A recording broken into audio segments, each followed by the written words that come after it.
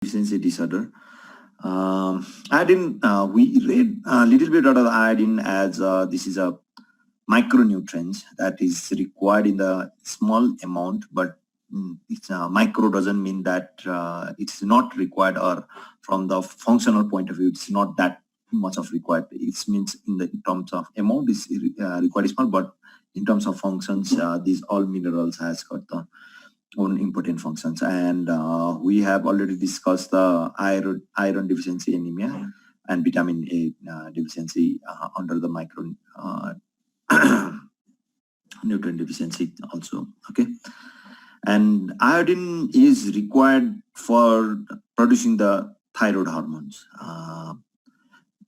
which is responsible for controlling the cell metabolism, neuromuscular tissue growth and development, and they are present in form of two forms, thyroxine and triiodothyroxine, T3 and T4.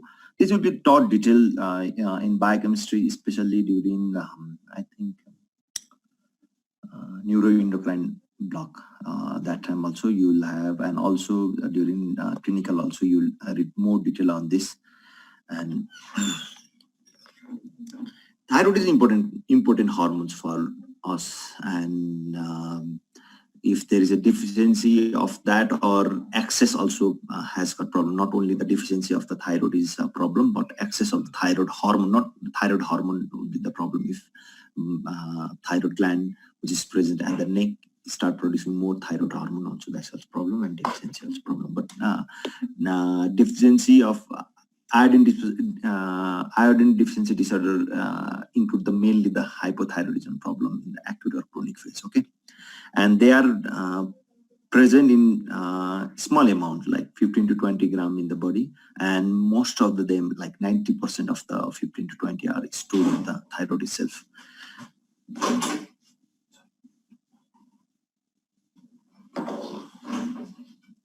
And if we measure the iodine level in the body, it's 8 to 12 micrograms in liter, which is present in the blood, and mainly, as I mentioned, mainly it will be stored into the thyroid, and its iodine is not they freely available, but they attach with the tyrosines amino acid, and during that they form the which is attachment of the amino acid and iodine, and they form the thyroid hormone. This is a T4 and T3 molecular structure for the, and T4 means 4 iodine is there. Thyroxine. T4 means 4 iodine, where in T3 there are 3 iodine, or triiodothyroxine. So how briefly overview of the how thyroid hormones are synthesis, and as we mentioned, whenever we take the food, that iodine will go into the blood, and from the blood it will absorb by the follicular cell of the thyroid, and within the follicular cells, thyroglobulin is present, which make the thyroglobulin with the tyrosine amino acid, and iodine are oxidized to peroxidase with the peroxidase to iodine, and which is passed into the colloid. That thyroid follicular cells have got the colloid, and the peripheries look like a flowers. So into the colloid, where they bind with the thyroglobulin tyrosines, and according to how many iodine will be bind, so mono iodotyrosine, diiodotyrosine, triiodotyrosine, or thyroxines, and mainly 80% are in the thyroxine forms, that T4 and T3, and T4 is an active form.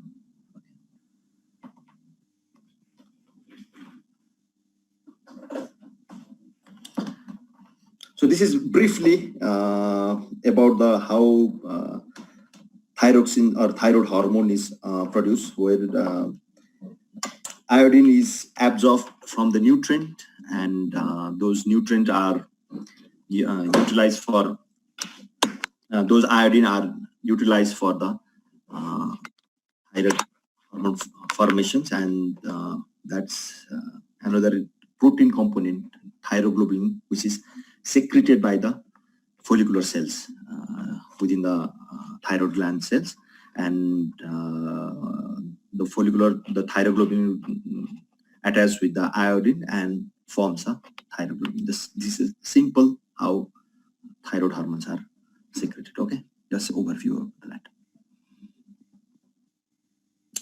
So with that background of the thyroid hormones and iodines, now we move to our nutritional component, like what are the source of the iodines.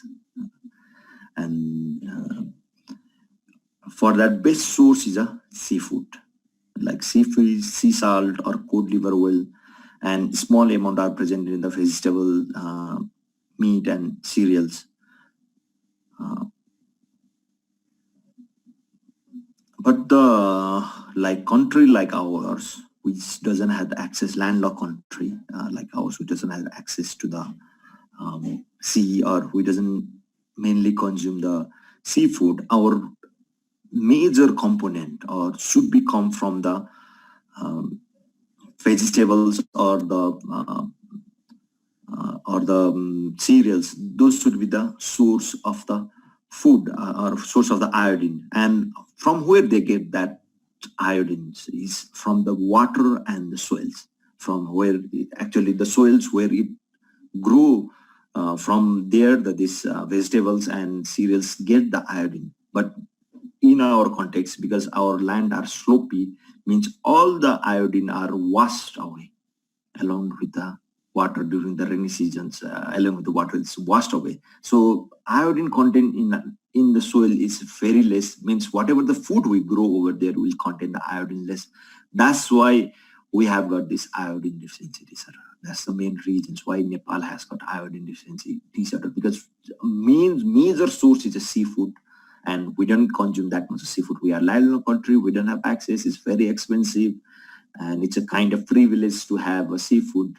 And so, and if fish also, whatever we eat is from the water, like the clean, fresh water, and this water will contain the very less amount of iodine. So, though we consume the fish, but that doesn't contain the iodine. So we don't consume the fish or sea salt or cod liver oil. That's why we have got this problem of iodine deficiency. Okay. How much we required? Adults almost 150 microgram, and pregnant women little bit high, 250 microgram extra. And for the children, it's not as required for adult, but like for less than 1 year, it's a 50 microgram. 1 to 6 years, 90, and more than school children 120, and adult had 150 micrograms. It's a daily requirement. It's not that much high also. We require it's 150 microgram. It's not 1 milligram also.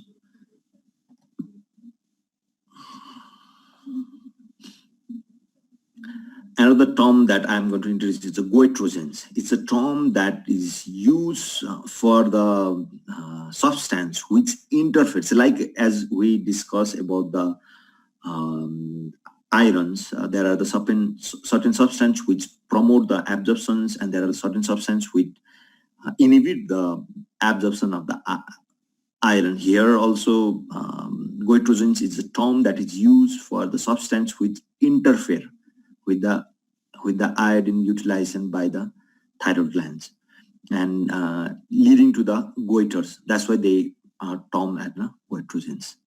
And a few examples that we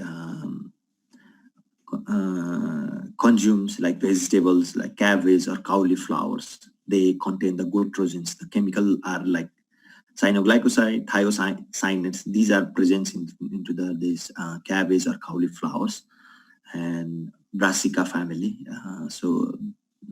Those interfere with the utilization by thyroid gland. the chemical substance that present in the vegetables. That's why people who have a thyroid problem, it's not suggested to eat the Brassica group of family food. Okay. And others examples which interfere with the, like we talk about the cruciferous cabbage, this cauliflower, all which these compete with the iodine during the thyroid uptake, the chemical substance that's present. And another is a soy or millet, which interfere the thyroid peroxidase, which is utilized for forming the ion form of the iodine. So those things also interferes. Similarly, smoking also interferes, or industrial pollutant are also there which interferes with the, and they have got different mechanisms that how they can cause into the iodine deficiency. Okay.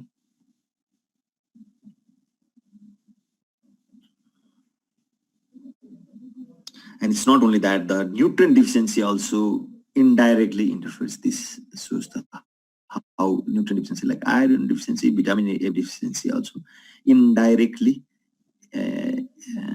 affect the iodine deficiency. Okay. So that's about the how goitrogens and goitrogens, or what are the source of the iodine, and how other substances interferes or the iodine uptake by the thyroid glands, and which is called as the goitrogens. This is the about that. So we have discussed till now about the functions of iodine, from where we get iodine, what are the things that could interfere with the iodine uptake by the thyroid gland. Now we move into what will happen if there is a deficiency of iodines, and the problem, that's the range of the problem is defined as that the iodine deficiency disorders, which is a wide spectrum. It's not that it's only cause the goiters, which is the swelling of the thyroid gland. It's not that the thyroid gland swelling, and how the thyroid gland swelling is, it's a like compensation mechanisms. Whenever iodine is less, thyroid hormone will produce less amount, and the body will try to compensate that also by producing the extra amount of the thyroglobulin, which means the thyroid follicle cells have to work a lot, and so they try to compensate by increasing the mass of the thyroid. That's how the thyroid goiters is occurs, or swelling of the thyroid glands occurs. It's a like compensation mechanism how the swelling of the thyroid glands occurs. It's not only that swelling will occur there, because the, as we mentioned, that this is not the because of the deficiency of functions, but the try to compensations to produce the more thyroid hormones. These goiters occurs. But there are, as I mentioned, that there are other function also of the thyroid, and if those functions are also affected, means they presented with the different range of the symptoms or range of the problems. So it has got range of the problem or wide spectrum of the disorders resulting from the hypothyroidism, physical development or impairment of the mental functions, especially in pregnancy, can result into the abortion or stillbirth, neurological cretinisms, myxomatous cretinism. Cretinism is also the problems. It's syndromes that is result because of the deficiency of the iodines. Okay. So health consequences of the iodines. One is goiters, as it's a visible manifestation resulting in the swelling of the gland. Another, irreversible mental retardation, because this is required for the basal metabolism thyroid function. So if that is impaired, means mainly our brain functions will be also affected, and that's why the mental retardation or cretinism will be there, or child will be have low IQ, and it has got the range of the impairment, mental impairment. It's not like that everybody will has got the clear manifestation of the neurological, but they will have got the subtle manifestation like the poor school performance or less IQ or less working capacity also. Okay. So this shows the spectrums of the iodine deficiency disorders like goiter, swelling, or hypothyroidism, which has got own combination of signs and symptoms, which also depends upon the age of onset, duration, or severity. And there are others like subnormal intelligence, delayed motor milestones, mental deficiency, hearing defects, nystagmus, spasticity, neuromuscular weakness will be there, might be the cretinisms, and also the interuterine death. So this is the spectrum of the disorders that could result from the iodine deficiency. Okay.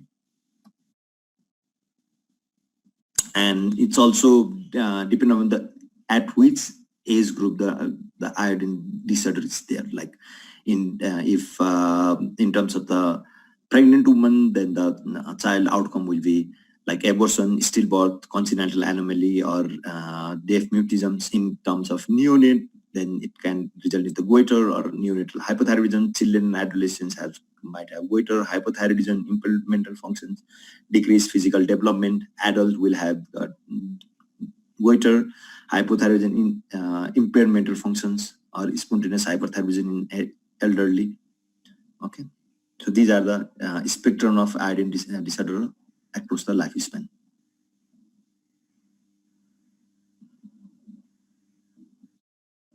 So this picture is showing the goiters, like swellings of the thyroid gland. I told you about how pathophysiologically goiters occurs, and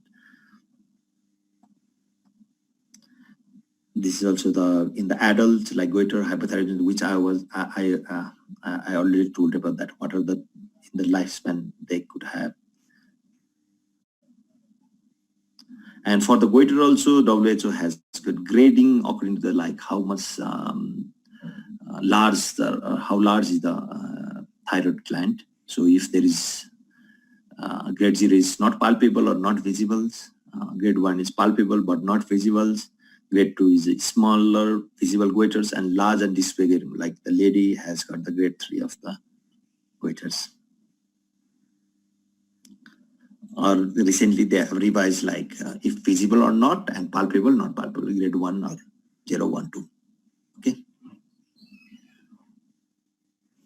So this is the spectrum of the disease that the child could have or the adult could have because of the iodine deficiency, from the enlargement of thyroid to the hypothyroidisms, it's also disorder, then the cretinisms or milder form of the neurological manifestation. Cretinism is a severe forms of that, and milder forms of the manifestations. Okay.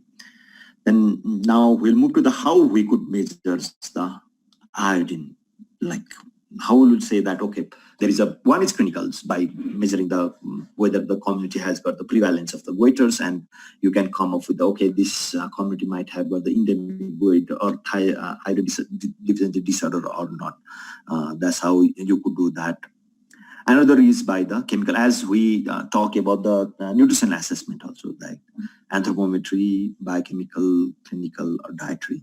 So same way, assessment, anthropometry might not be applicable, but there is a biochemical as well as a clinical assessment. A biochemical, what we could do, we could measure the urine iodines, which is a sensitive indicator, as well as we could also do the TSS level or thyroglobulin levels.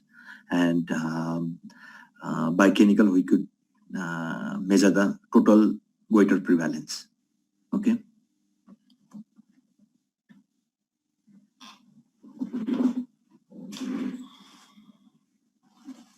And this indicator or assessment can also help to measure, as previously in the nutrition assessment I mentioned, help to monitor the impact of the program also. Like if we have got the baseline nutritional assessment for the iodine, and then we introduce the programs, and then if we measure after the 1 or 2 years of the programs, then we'll have got the impact of that. So comparing the baselines and the programs, so we'll know that whether the program has been effective or not. So according to the prevalence, the grading can be, the indemnity grading can also be methods like how much waiter is present into the community, like less than 10%, 10 to 20, 20 to 30, and more than 30. According to the indemnity are also classified. Okay. And according to the median urine iodine concentrations in school children, it's also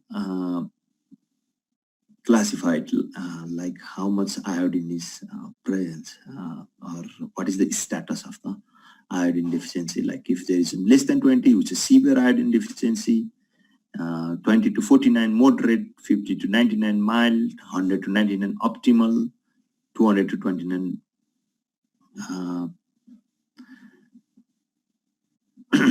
it's more than adequate, and more than 300 excessive. It's not like the iodine should be supplemented, because what we are doing currently we have like, if you know that, then iodine, because as I mentioned, in Nepal the iodine is not present enough in the soil, so supplementation or fortification, salt fortification, and we should be doing the regularly monitor that also, not only how much effective also, because excess of iodine is also the not good for the thyroid also. It can, like if more than 300, then iodine introduced hypothyroidism will be there, or autoimmune iodine etc. will be there. Okay, so that's why it should be measured regularly.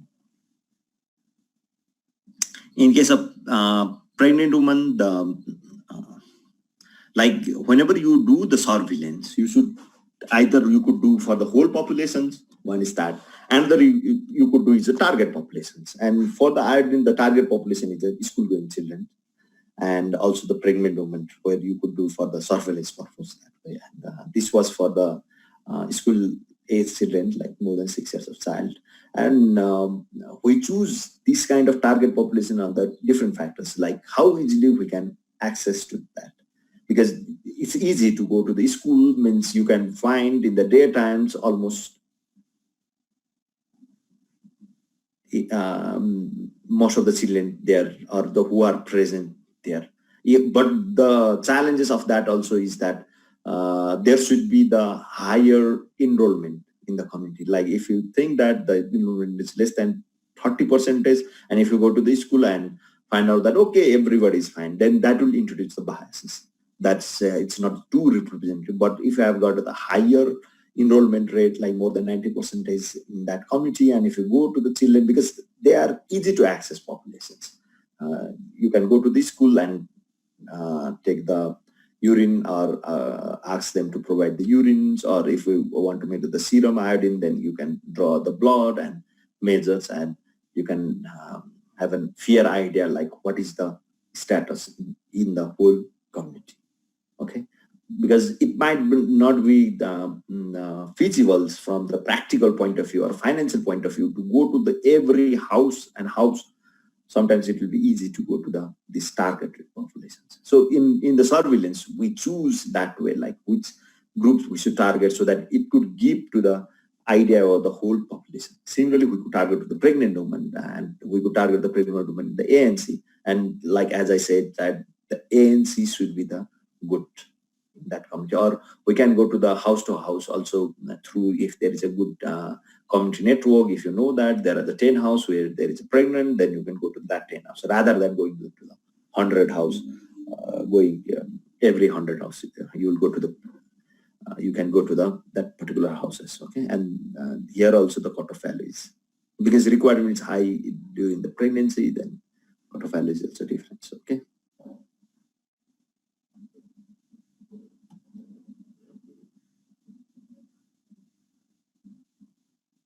So this is about how we measure the iodine deficiency. Then how can we correct that, or how can we correct the problems? One is by promoting the diet. Okay, but as a problem in Nepal, where diet is the fruits and vegetables, we cannot promote the seafood because it's very expensive, and whatever the vegetables or the cereals they eat doesn't contain a lot of iodine. So it's not like that there is a high reach of iodine vegetables or fruits are available. So we need to give the iodine supplementation. So how could we do the iodine supplementations? One is we could do by the solution, direct iodine solution to every family. As we give the vitamin drop, you could give the iodine drop, which contain the 6 micrograms iodine supplements. You could do another in the form of tablet, like potassium iodine tablet. Another you could do is if there is a good water distribution systems, you could put in fresh waters, people who are drinking water. But like in our setup, especially in the village area where they have to rely on the small spring water, you cannot go and put the water or put the iodine in that spring water. It's not possible like that. Like something like in Tulikhel, where we have got this distribution systems, then you could do that way. Like you can every day before distributing the water, you could put the certain amount of iodine into the water and distribute the whole community, and whole community will have got the iodine through that water they drink. But in the villages, it's also not possible.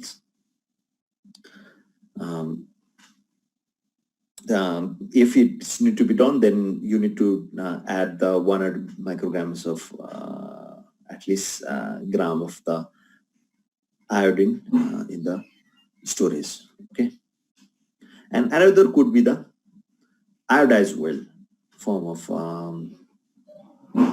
which is also given either like as injectable or orally, as taken as a drops, or can be done that way, and which is it's been done in the China, African country, or but for our country, the suitable carrier was found to be the salt, because salt we consume every day. It's no doubt about that. We need a salt, and if we replace the general salt with the iodine salt, then problem will be solved. We're gonna have to develop the one programs that, as in the vitamin D distributions, asking everybody to come to the one place. And so as in India as well as in Nepal, the program that choose for the deliverance of the iodine was the iodine salt.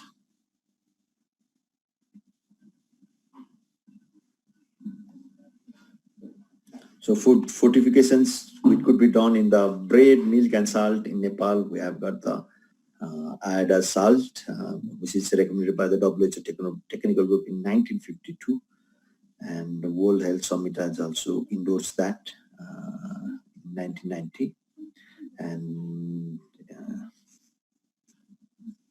these are the few timelines where important decisions were taken for correcting the iodine disorders. Okay, so what is the fortification standards? Okay, recommended iodines per 1 gram of salt. So it is recommended 30 to 100 microgram per 1 gram of salt, so that it could provide the 15 to 20 gram of salt consumed by the person every day. And in our context, like I think 50 microgram is kept into the iodine, and target is like that: 50 at the manufacturer, 30 micrograms at the distributor levels, and 15 micrograms at the consumer level. That's how the it's, because this iodine is a very volatile, so it's not that it will, whatever we kept into the salt will be intact at the time of the consumption.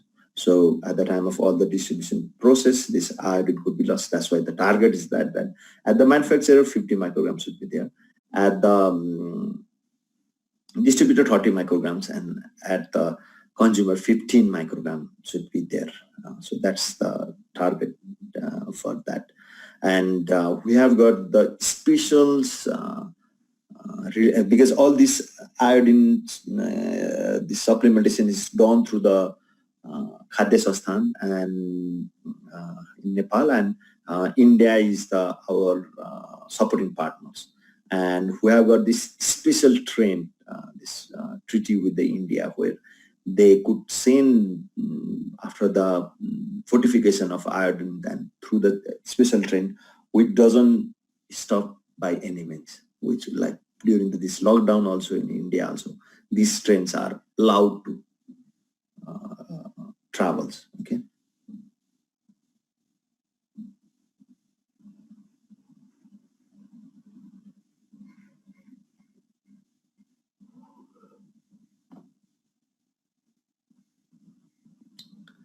So for us, around 15 is that, and it's based upon the iodine supplement. Now discussion is going on, like, because the salt, we have found that it has got definite role on the increasing the prevalence of the hypertension. So we need to promote that everyday consumption should be less than 5. Okay, but like roughly our consumption is more than 5. Like, it has shown that more than 90% of the people consume the salt. Then the WHO, current WHO recommended is less than 5 grams of the salt. So there is a balance between, like, whether with that, whether there could be a rebound of the problem of the iodine deficiency or not. Maybe we might have to correct the amount. And also there is a risk also, because it's about the changing behavior. Like if we say that, okay, we need to recommend less than 5, means we'll put the iodine that's equal to 39, but people will consume more than that. And that can has a problem of excess iodine also. So it's a tricky part. Okay. What are the factors that will determine the iodine, determine the salt iodine content at the consumer levels? Like, as I said, that one could be the loss of iodine due to the salt impurity, packaging, environmental conditions, storage, distributions, or loss of iodine during food processing, washing, cooking, how you cook, how you put. Another is at what time you put the salt. Okay, like we have got different way of putting the salt than the Western people. Western people, they'll put the salt on the tabletop salt. They'll add the salt at the table. But where, at what time we'll keep? We'll keep at the during the process of the cooking. So initial recommendations, they have to modify that, because the recommendation people came from the Western people, and they're okay, this is the way and this much is recommended. But they didn't realize, they didn't take consideration, like when we are going to keep the salt, means how much that iodine will be in the food after the adding the salt into that food, because during the cooking also it will lose. So that's how those things need to be taken into consideration. Whenever you are thinking or making up programs, you have to take consideration of those small things. It's a very small thing, very, very small things, but these things need to be taken in the considerations. Okay. So for iodine, this is the Nepal's first survey was done in 1963. Goiter program was conducted in 1973, and from that the Salt Trade Corporations has been established, or has been importing the iodine salt from India, and they also conducted a few iodized well injection programs for the early programs. Now it's no longer in the practice that giving the iodized salt, because currently almost because that's for the cover up, like because it was initial phase, you need to, it will take a long time. If you keep on through the salt, it will take time. It will be good for the maintenance or the early phase of the iodine disorder. But if you have got already iodine disorder, you cannot correct by the providing through the fortified salt. So at that time you will require the other mechanism. So that's how they give the injections programs in 1970-1994, which cover the 40 districts, and similarly after that also they provide the capsules, women and children in 45 districts. So then they adopted these fortifications. Okay, and now almost 95% is the coverage of the iodized salt. So how much, what is the iodine that we use is the potassium iodide, KiO3, for the fortification in Nepal. And as I said, that 15 parts of million is, excuse me.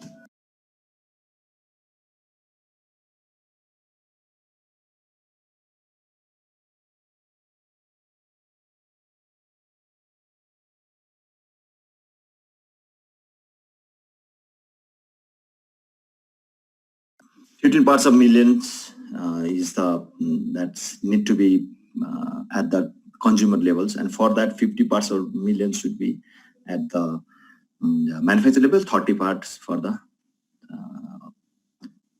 at the distribution levels, and more than 95% household has got the coverage of the iodine salt, and 80% are uses adequately iodine salt, means also it's a good coverage, 80%, which was very poor in 2005, and I think 2016 has got more than that. Okay.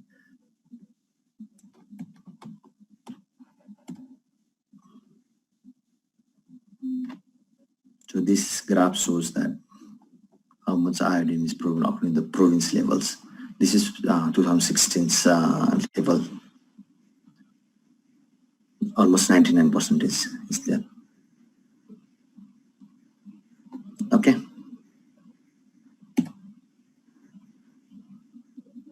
So criteria for progress for sustainable iodine analysis: household more than 90 which have achieved urine iodine below this much, or urine proportion of which below should be the this much of target, and I think we are in the good track for that, for the iodine deficiency disorder eliminations.